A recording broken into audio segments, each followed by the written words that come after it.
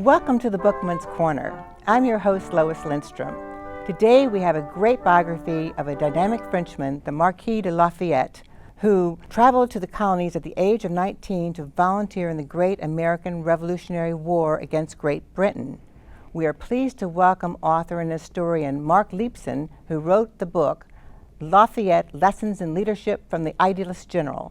Thank you for joining us, Marc. Oh, you're welcome. It's a pleasure to be here. It was great you're here. Marc Leepson's well-researched book reveals that Major General Lafayette was embraced by George Washington and Thomas Jefferson, and both became his lifelong friends. We learn that Lafayette was a fearless and accomplished battlefield commander, and he helped convince the French court to provide crucial military support to the American Continental Army, which helped them defeat the British. Welcome to the show. Marc, what did you learn in researching Lafayette's life that really surprised you? Well, a lot. I mean, first of all, as you mentioned, he was 19 years old when he came over here, and then he became a major general in the Continental Army at age 19. Also, there are a lot of that he married into a very wealthy family. He was one of the wealthiest young men in France when he decided to come over here, and he bought his own ship to come over here. And the learning curve was very steep. Yeah, exactly right. It was an incredibly interesting book. I have counted 7 books on Amazon that have been written about General Lafayette. What makes your book different from the others? Now, that's a good question. And I would say that there are dozens and dozens of biographies of Lafayette. The standard biography is 5 volumes.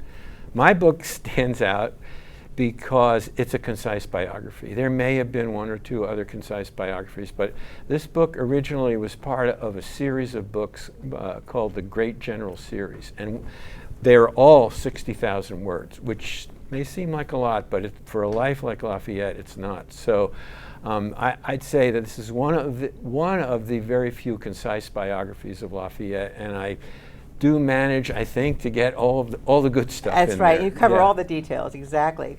Well, can you explain Lafayette's background of being born into an aristocratic French family and how he was trained?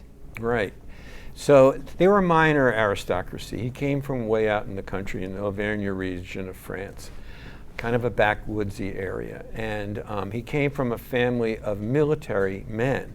I mean, his great-great-grandfather supposedly fought in the Crusades, and one of his ancestors fought with Joan of Arc in the Battle of Orleans, and Lafayette's father, whose name also was the Marquis de Lafayette, he was killed in battle. But this happened when he was just an infant, right? He was 2 years old when his father was killed in battle against the Brits in the Battle of Minden in the 7 Years' War, also known as the French and Indian War. Yes. So he was brought up the only male. His mother was a widow.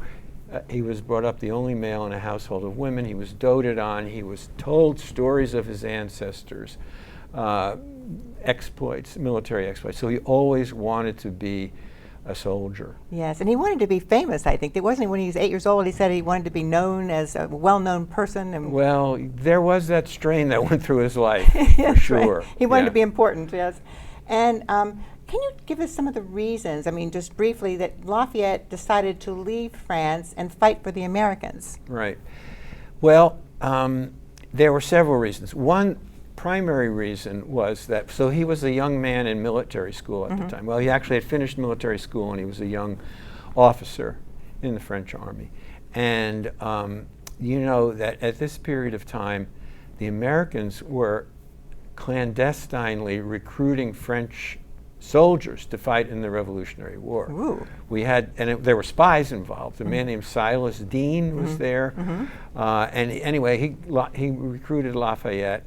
A little bit before Silas Deane met with Lafayette, Lafayette had been on maneuvers out in Germany, and he happened to be sitting at the officers' dinner after one of the days of the training, and he ran into the Duke of Gloucester, who was King George's brother, and he was an apostate on what was happening to the colonies. So that seemed to be an influence on Lafayette. Interesting. One other thing is that he was itching to get into action, and there was no wars going on in France.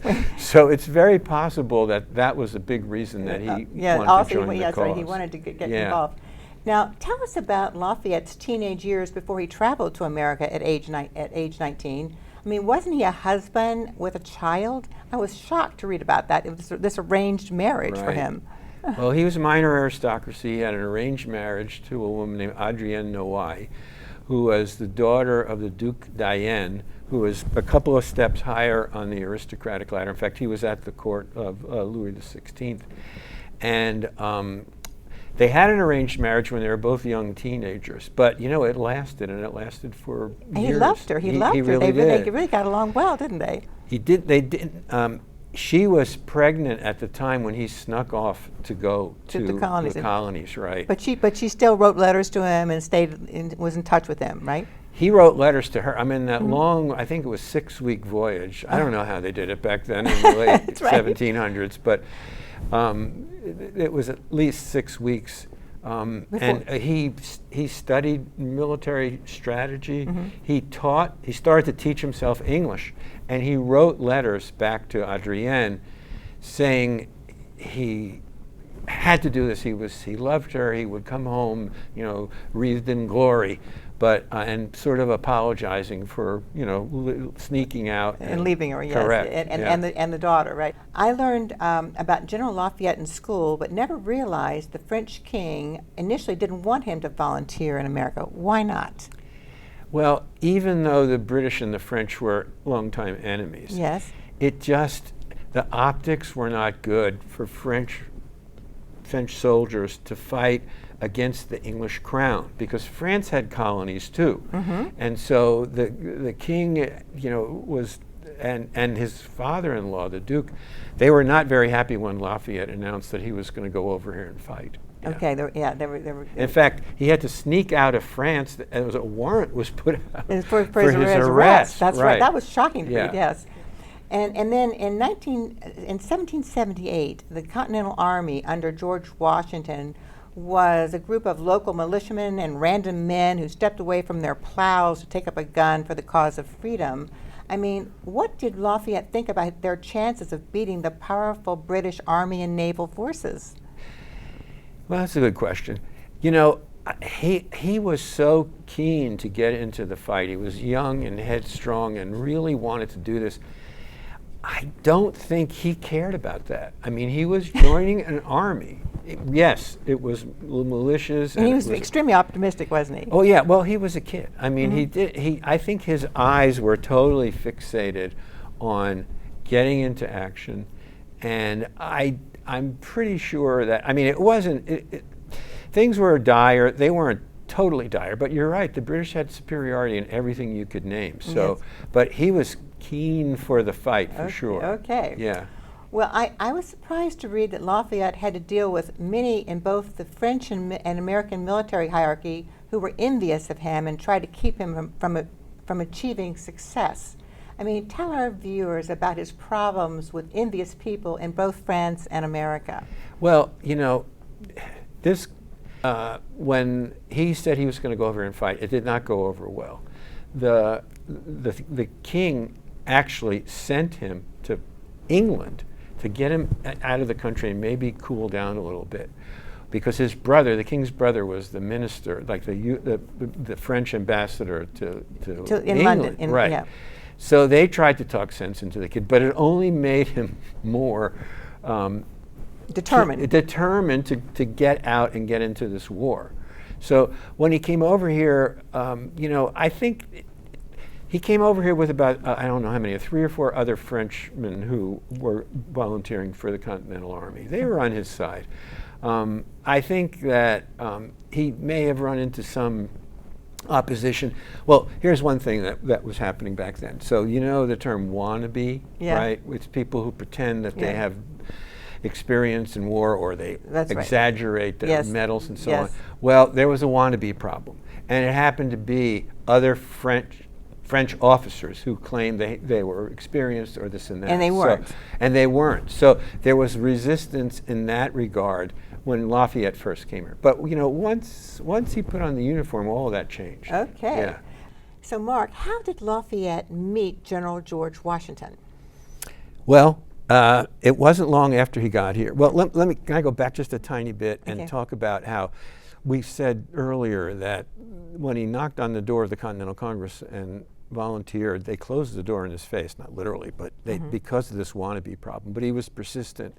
And he had a piece of paper, a recommendation from somebody most people know named Benjamin Franklin. Benjamin Franklin. Right, because he was working in France on behalf of the United States too. So once they saw that, he was accepted into the Army, and not long later he just met Washington at an officer's, and I can't remember exactly what it was, but like a strategy meeting or whatever. Yes. And they hit it off. They became lifelong friends, and he became an aide de camp to Washington. Washington did not have any children of his own. He had children Martha had children. Right. Lafayette's father died when he was 2 years old, never knew. So he became the father figure, right? Surrogate father. And if you read the letters back and forth to the two men, that was their relationship. And they did love each other, right? They did, until the day that George Washington died in 1799. Yes, so incredible, really. Yes. Yeah. Now explain how Lafayette was wounded in battle in 1777 fighting the British.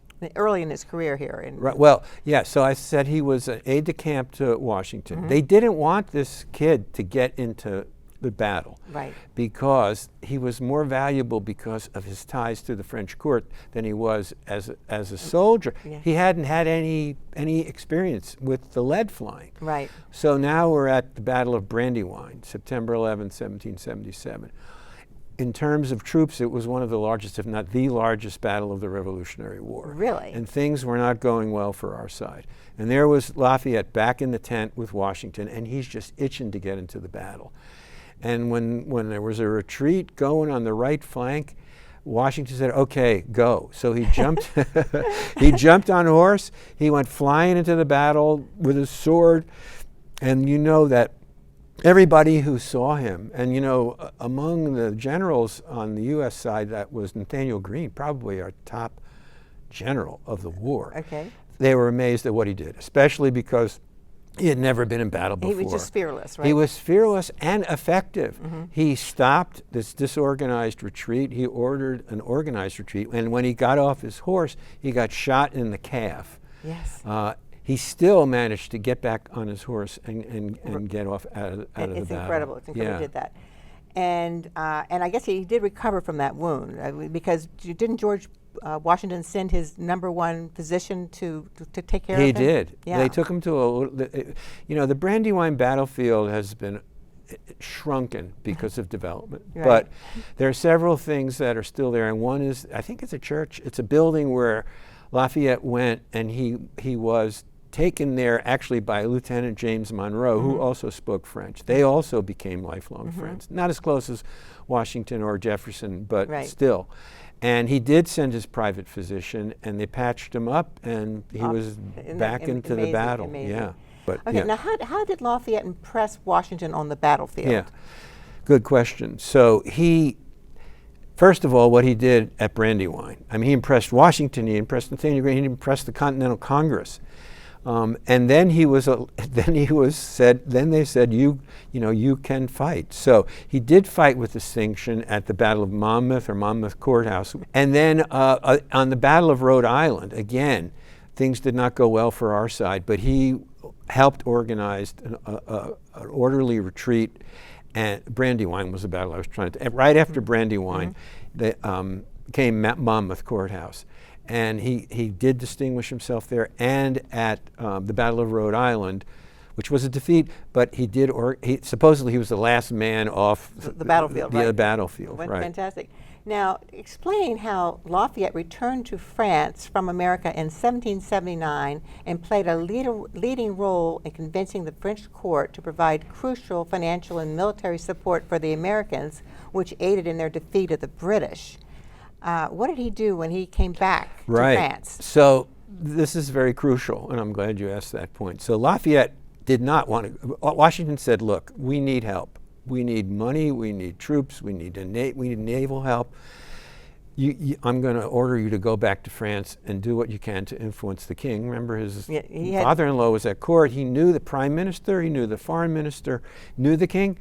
So Lafayette reluctantly went back. Now remember that there was a warrant for his arrest because he snuck out. However, word had gotten back to France of Lafayette's exploits on the battlefield, and he was treated as a hero. Because of all the reports in the press of, Correct. of how great he had been in America, right? Correct. Isn't that cool? And everybody from the common man all the way up to the king.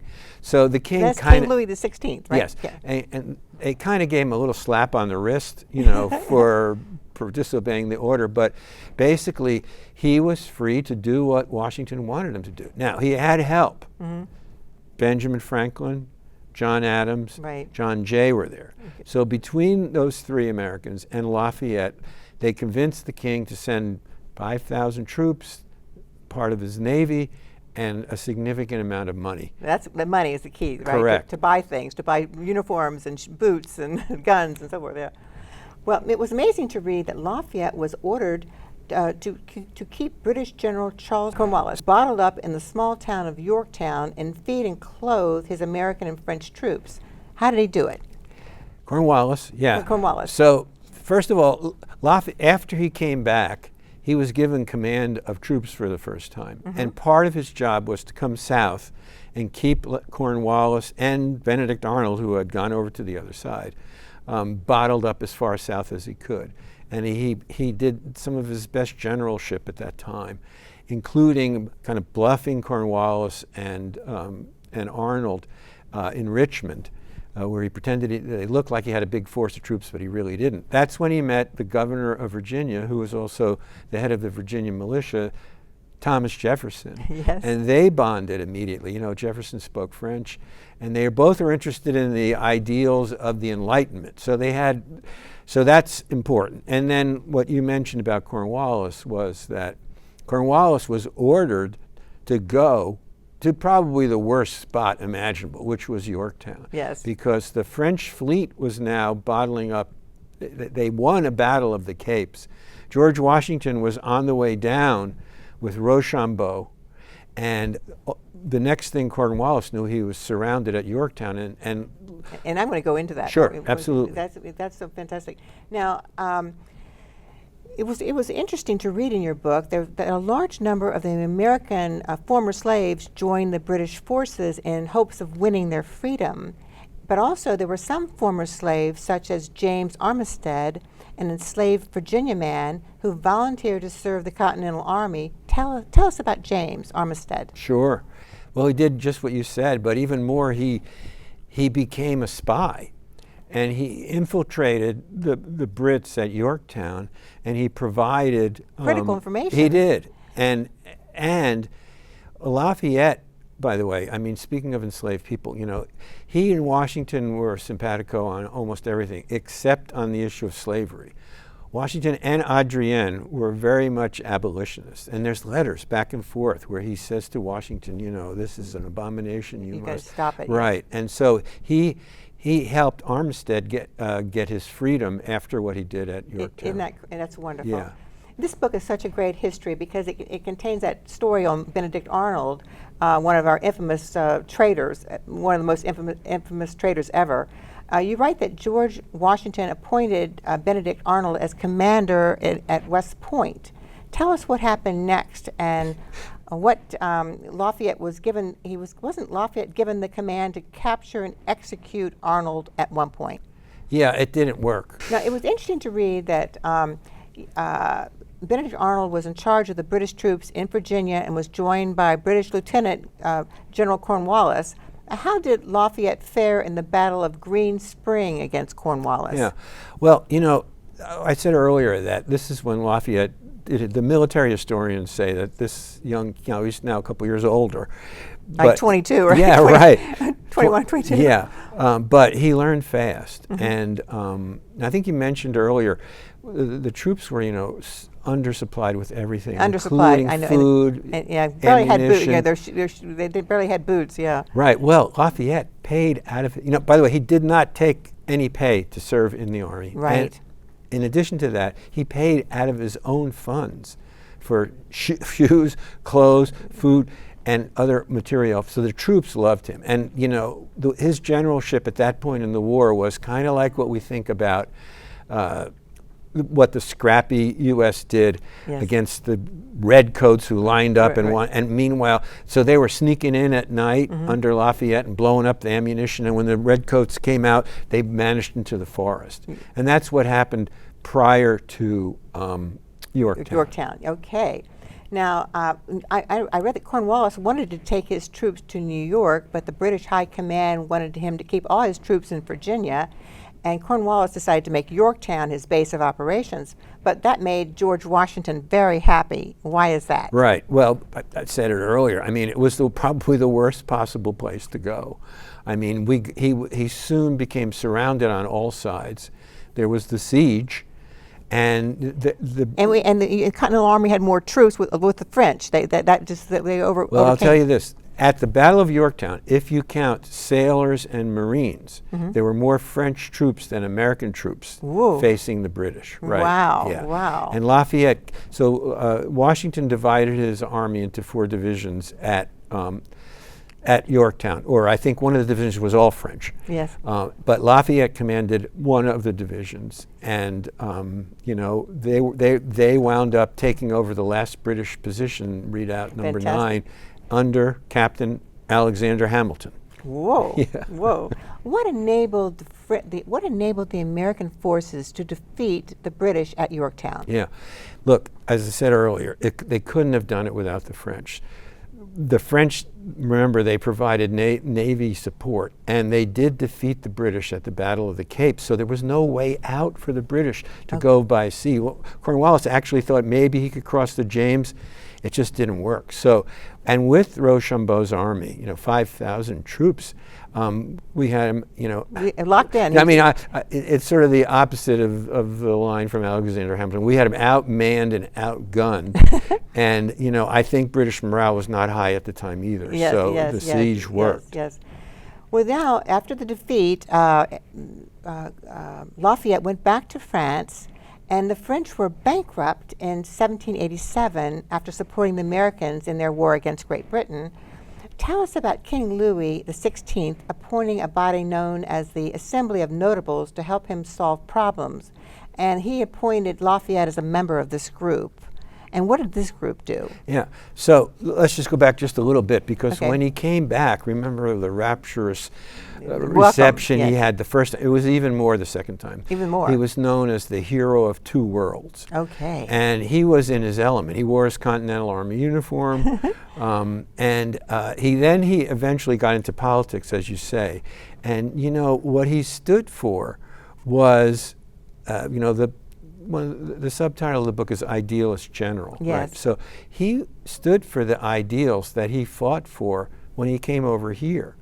He wasn't a revolutionary in the fact that he wanted to abolish the government, but he wanted to see a constitutional monarchy with the freedom of speech, freedom of religion, like what we have. Like the Bill of Rights we have. That's correct. And in fact, when he later got into the Chamber of Deputies in France, by that time, Thomas Jefferson was U.S. ambassador to France. He wrote a document called the Declaration of the Rights of Man and the Citizen. Now, this is right when the French Revolution started, which borrows heavily from the Declaration of Independence and the Bill of Rights. Okay. And it's considered a seminal document in human rights legislation from that point. So he was really trying to reform the French government. Yes. Now, in 1792, I was so surprised to read that Lafayette, and of course, all the revolutionary things are going on in France with the French Revolution. Lafayette flees France after the revolutionaries demand his arrest, and then he was arrested by the Austrian Empire and held in a dungeon for 5 years. Did his wife and children ever see him again? Yeah.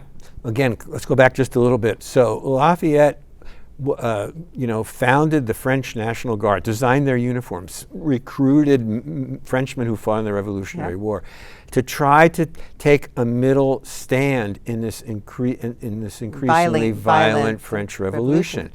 And what happened was, the revolutionaries didn't trust him because he was royalty. Yes. But the royalists didn't trust him because they thought he was a revolutionary. So the situation, as things got worse and worse, I mean, he sent his, remember he had a son who he named George Washington Lafayette. Yes. He sent him to America.